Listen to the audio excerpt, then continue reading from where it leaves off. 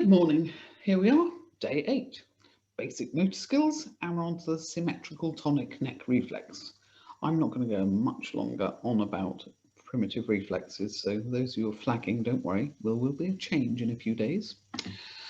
The symmetrical tonic neck reflex, also known as the STNR, is your crawling reflex. If you think about a little baby, here we have some I have stolen from the internet.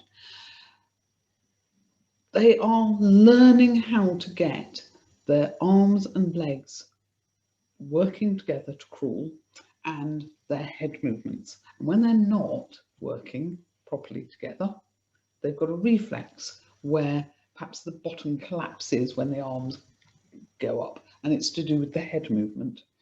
And they move their head up and the bottom collapses, and so on. And they haven't got their head, their arms and their legs coordinated. And as they learn to crawl, they learn to coordinate and suppress this reflex. So that creates a problem for children who do not crawl. And there are lots of children who are bottom shufflers or for one reason or another don't crawl very much. So mastery of crawling is a really important stage, and there are various websites that show you all sorts of cunning ways to get babies to crawl properly. So to check for the symmetrical tonic neck reflex, you get a person on all fours, you hold their head in your hands, and first thing to do is just lower the head. And they should be able to stay on all fours. If their forearms collapse or their legs go out, or there's any sort of major collapse of limbs, there is a retained STNR. And you need to work to sort that out. Conversely, the second way of checking is on all fours, you're going to move the head up this time and see whether there's any collapse of the arms and legs. If there's no collapse, things are good. If there is a collapse, then you've got problems. And you know you're looking literally for shoulders dropping down or other bits, because it might not be huge, but you need to be aware that there are still remnants there. And from my point of view, I think it is well worth doing all primitive reflexes with all primary age children and rechecking them before they leave primary school and rechecking them when they start secondary school and rechecking them at 16, 17, keeping going to the point they understand that these are vital movements for life. They can return after shock, that we need to know how to master them and control them, and that they are the foundations of our movements. And it makes everything else so much easier. So certainly in the early years, why bother checking? Get every single child up to the stage where they've definitely mastered the movements they would need to have to do these. So the problem with STNR is it creates ape-like walking and poor posture. That also creates visual problems. Because you haven't got the hand-eye coordination sorted, your ability to focus, refocus, converge your eyes. Convergence is when you're focusing on a point and you bring the point towards your face and you keep your eyes come in and your eyes go out. That's convergence and divergence. You can't move your eyes together properly. Obviously, you've then got really poor attention, and there's a problem when you move your work near to you, you want your legs going out, it creates enormous wriggling. The reflex between your arms and legs disrupts you. And obviously, you're going to have difficulty with things like learning to swim, as we said, hand-eye coordination. A really big giveaway is you've got a W-sitter. Children shouldn't be W-sitting. It forces their legs and the upper leg to the wrong position with their hips. It causes all sorts of problems through the kinetic chain.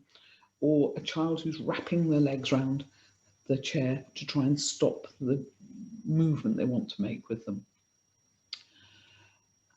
Obviously, they can't copy from the board easily because every time they move their head up and down, they want to move their limbs all over the show. And because they know they're making these movements and everything's a struggle, they become avoidant. They are very difficult to work with. They can become angry.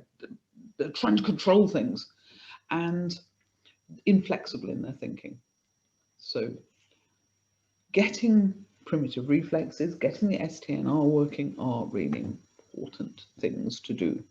And important exercise is a thing called the stretching cat. And I have given you the YouTube link to this. And the stretching cat, you start out on all fours. You are going to drop your bottom onto your heels and make sure those feet are flat on the floor, not up on the toes, and the bottom goes back. The head is going to come down and touch the floor, and the arms are going to be completely outstretched. And ask the person to keep that position, count to 3, count to 5, something, and then they slowly come back up again.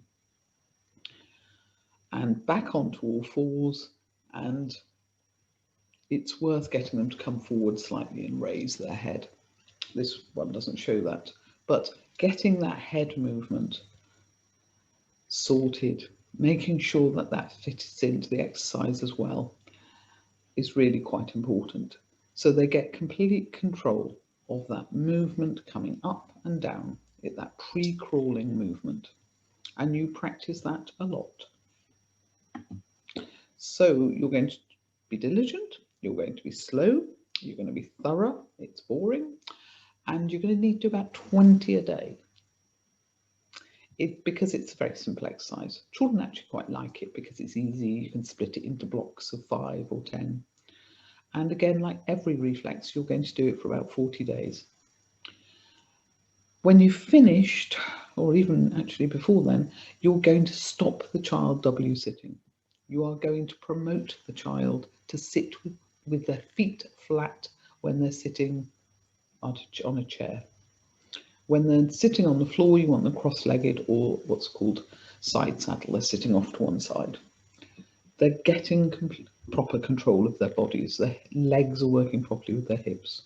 You will need to do squash frog, the first exercise, to turn the legs to the right place with the hips if they've had an STNR. And that's it. Short, easy. Good luck. My contact details and how to buy our book and links to sound therapy, which is very useful to do with all motor skills. Thank you for listening, and I'll see you tomorrow. Bye-bye.